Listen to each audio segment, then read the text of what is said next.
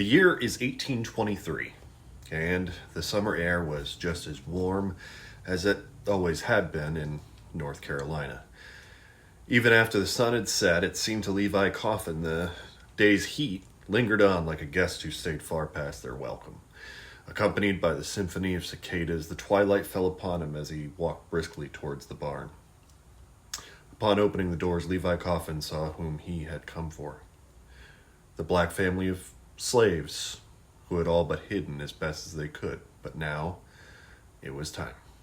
Salutations, nerds. I'm Rick Y, the wise guy. And today is December 11th, probably the 12th, 2024, and I am happy that I'm going to finally present the next episode of my miniseries, Black History is American History. I would have gotten it going sooner, but the schedule's been hectic, the holidays have been wild. So stick with me because I will finish this strong, I assure you. And if you enjoy random news, history, and Americana, make sure to hit that like and subscribe button.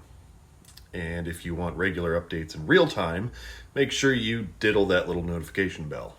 I would be much obliged. Levi Coffin had come upon those slaves in his barn, but his intentions were noble. He had them stay quietly hidden in his barn while he entertained the slave catchers who had just previously left his property. Coffin was a Quaker, and being vehemently opposed to slavery, he was actually helping the family over a concealed journey that would later be referred to as the Underground Railroad. Levi and his cousin Vestal were white leaders of the Underground Railroad, which helped slaves escape and avoid capture through several veins into the free northern states. Levi had dedicated much of his life and resources making sure those escaping slavery had food, shelter, clothing, and medical care with the help of a friend of his who just so happened to be a local doctor. He was eventually referred to as the president of the Underground Railroad for the dedication that he had spent ensuring the safety of anxious travelers. This system was a network of safe places for slaves escaping the horrors of their captivity to utilize as they made it north day after day. However, though it started in 1820, the term wasn't actually coined until 1840.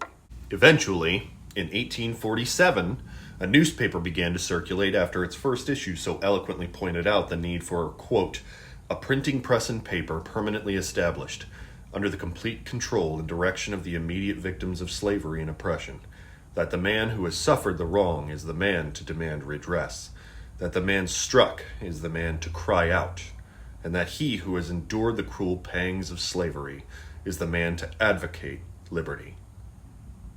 And those words were written by the legendary American orator, Frederick Douglass. This newspaper, called the North Star, symbolized a new kind of freedom and expression for the Black American that was crucial in empowering those who needed solidarity that would guide them on their perilous journeys north.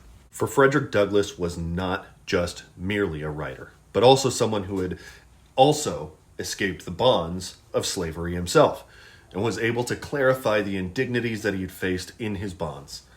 He was a communicator, a social hero, and one of the most talented writers of our country's history. And he used this ability to communicate, while most Americans were illiterate, as a means to help prove to the white established powers that be that not only can the black man perform brilliant acts of humanity, but he can express the inhumanities he and others were subject to with prose that many slaves had been deprived of, intentionally, by their captors. His talent for the written and spoken word was actually so shocking to white Americans of the time that there was no lack of conspiracy claiming that he could never have come from a background such as slavery. They were all of them proven dreadfully wrong, however, after Frederick Douglass published a series of 3 autobiographies titled Narrative of the Life of Frederick Douglass, an American Slave, in 1845. The popularity of these books cannot be overstated, as many today see them as the reason the world was first able to gather firsthand testimony on the horrors that was the life of the American slave. Afterwards, calls for abolition only intensified as Southern white Americans began to further entrench themselves in a system of brutality that's still being uncovered today. One of the articles that he had published in his newspaper was in the year 1848, wherein he asked the consumers of his newspaper to help by offering what suggestions they could help make the lives of fellow African Americans better than they were. Responses flooded in, but one response in particular got Douglas's attention. It told him, quote, "We should do more and talk less." The letter was so influential to Douglas that he published it in his North Star. The writer of this letter, Mary Ann Shadd, also went on to start her own anti-slavery paper called The Provincial Freeman in 1853 in Toronto, Canada. Along with The Impartial Citizen, which was published by Samuel Ringgold Ward, a previous editor for Frederick Douglass's North Star, the stories of black Americans were spreading to each corner of the new nation.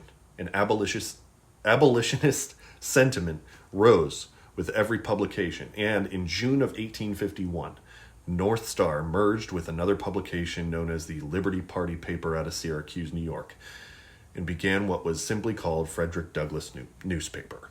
Meanwhile, Southern states maintained rules from what were considered slave codes that were originally written in the 1700s, such as being unable to testify against white people, being unable to make contracts or own property, being unable to strike a person, even if to defend yourself, being unable to run from your owner's premises, being unable to assemble without the supervision of a white person, being unable to own firearms, being unable to learn to read and write, and being unable to legally marry.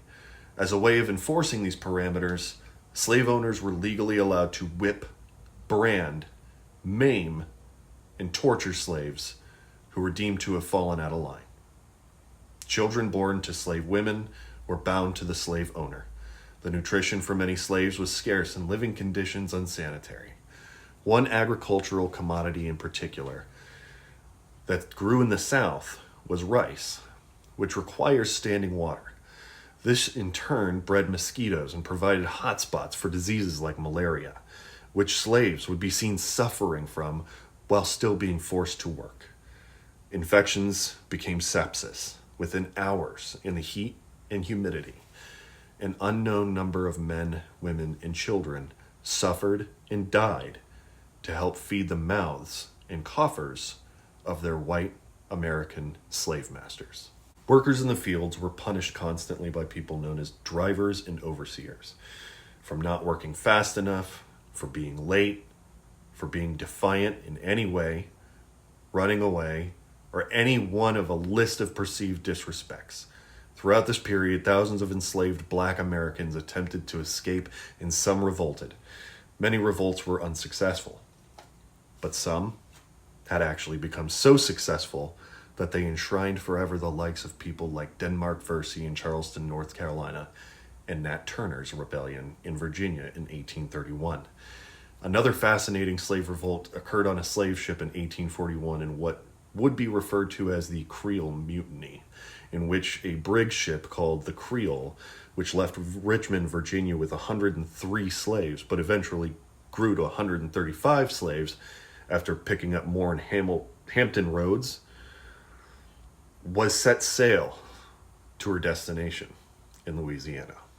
Long story short, the white crew of 18 never made it to their port in New Orleans.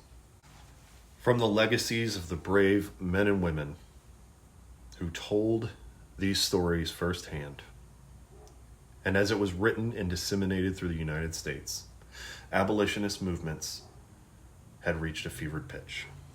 White Americans were finally listening to the harrowing lives that slaves were having to endure, and audacious acts of heroism would come forth from the mini-civil war that John Brown led in the state of Kansas in the late 1850s to his revolutionary end, leading a raid attacking the federal armory at Harper's Ferry, Virginia, to the writing of Uncle Tom's Cabin by author Harriet Beecher Stowe.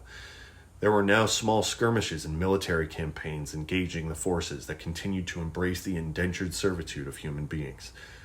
With the election of a lanky lawyer from Kentucky and an unwavering refusal by half of the nation to further engage in the inhumanities that was chattel slavery in the new territories of the West, a spark was ignited.